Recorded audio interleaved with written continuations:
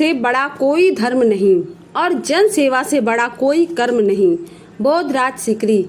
प्रधानमंत्री श्री नरेंद्र मोदी जी के 71वें जन्मदिन को यादगार बनाने हेतु तथा उनके प्रति अपने स्नेह, सहयोग और समर्पण को दर्शाने हेतु bliss premier near Atul Kataria Chowk, Gurugram में डॉक्टर वाई के गुप्ता की अध्यक्षता में गत दिवस 4 अक्टूबर को एक संगोष्ठी का आयोजन किया गया, जिसका विषय था कोरोना पर विजय, देश के महान सेवक मोदी जी की रणनीति। इस कार्यक्रम में डॉक्टर विनोद पाल मुख्य अतिथि तथा डॉक्टर पूजा शर्मा जी ने विशेष अतिथि के रूप में शिरकत की। इस संगोष्ठी में कोरोना को लेकर तैयार की जा रही आगामी रणनीति पर चर्चा की गई। इस कार्यक्रम के संयोजक भाजपा हरियाणा के उपाध्यक्ष श्री जी.एल. शर्मा थे। तो हम लोगों ने वैक्सीन करी, हमने मेडिसिन करी, हमने ट्रीटमेंट्स करी, हमने मिल के काम किया, सब लोगों ने एक दूसरे को सपोर्ट किया। पर अभी भी जैसे डॉक्टर मोदी ने कहा 100 डेज तक हम लोग मान के चलें कि कोरोना को अभी भी हमने डिफीट करना है और मिल करके वैक्सीनेशन स्ट्रैटेजी को सक्सेसफुल बनाएं। एक बहुत अच्छी बात देखिए, ये वैक्सीन नहीं किसी को बचाती, वैक्सीनेशन बचाता है। वैक्सीन लगवाएं, जितने लोग लगवाएंगे उतना जल्दी कोरोना से थैंक यू।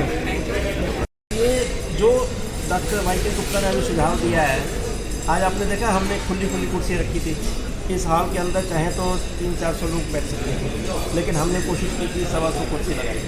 सोशल डिस्टेंसिंग एक सिंबल है, सिंबॉलिक संदेश है। आपके माध्यम से भी संदेश जाना चाहिए। कुछ एक व्यक्ति ऐसा है कि जागरूकता तो हमने खूब फैला रखी है, संगठन ने भी फैला रखी है, सरकार ने भी फैला रखी है, लेकिन कुछ एक व्यक्ति नहीं समझते हैं, वहाँ मीडिया का रोल आता है। तो आपको जैसे कहते हैं हैमरिंग करना, बार बार हथौड़े से दोबारा रिमाइंड कराना कि सोशल डिस्टेंसिंग, जैसे डॉक्टर ने बताया कि ये मास्क का यहाँ पर कोई उपलब्धि नहीं है, तो we have to have this sanitization, हाथ को साफ करना, ये सब चीज़ें तो संदेश आप देते रहो, हम भी देते रहेंगे और भी संगोष्ठी करेंगे। अब कल इन्होंने अपना नवीन गोयल जी ने रखा है संदेश का स्वास्थ्य के ऊपर और पर्यावरण के ऊपर। अब ये सारी चीज़ें है प्रत्यक्ष अप्रत्यक्ष, उसी हमारा ध्येय क्या है कि देश की सुरक्षा, हर नागरिक की सुरक्षा, उसी लक्ष्य को लेकर आगे बढ़ रहे हैं। Thank you.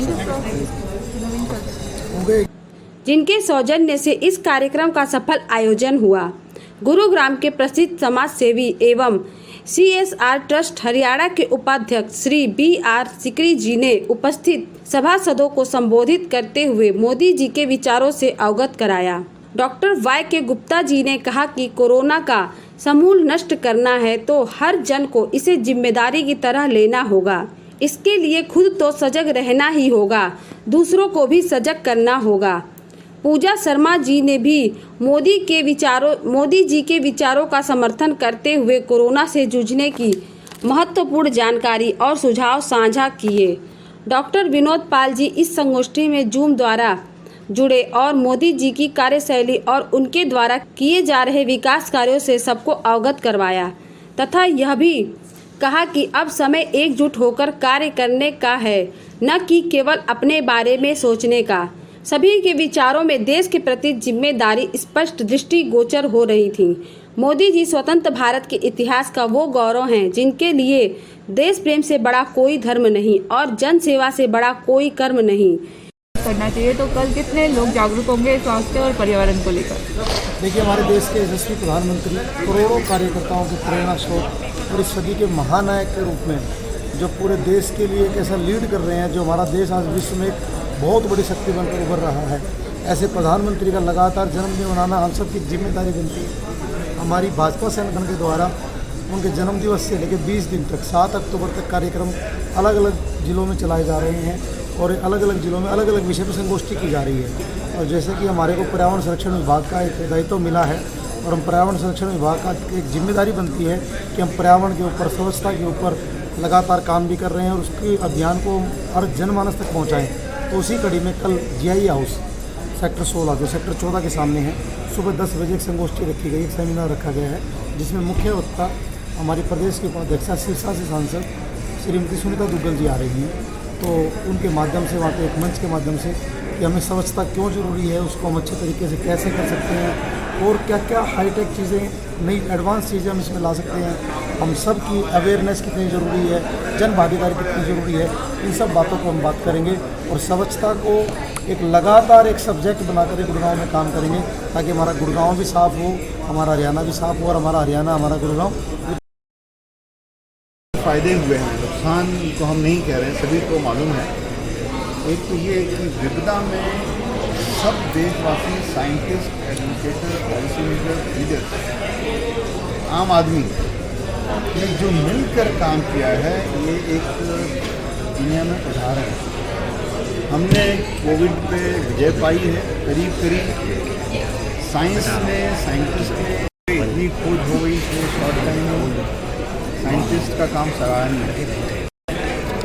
इतने बड़े देश में 138 करोड़ जनता को वैक्सीन लगाने का अरेंजमेंट कंप्यूटर के माध्यम से, प्रोग्राम के माध्यम से एक एक आदमी का डेटा हर समय हमारे पास रहना और उससे हमें एनालिसिस करना, ये पॉसिबल हो पाए। तीसरी चीज़, जो वैक्सीन हेजिटेंसी जिसे हम कहते हैं, लोगों की धारणा में परिवर्तन कि वैक्सीन लगवाने से फायदा है, न लगवाने से आपका नुकसान, आपके साथियों का नुकसान। ये जो वैक्सीन लगाने के लिए लोग कतार हमने कम कर दी है, ये आप देख रहे हैं, ये एक मैनेजमेंट की।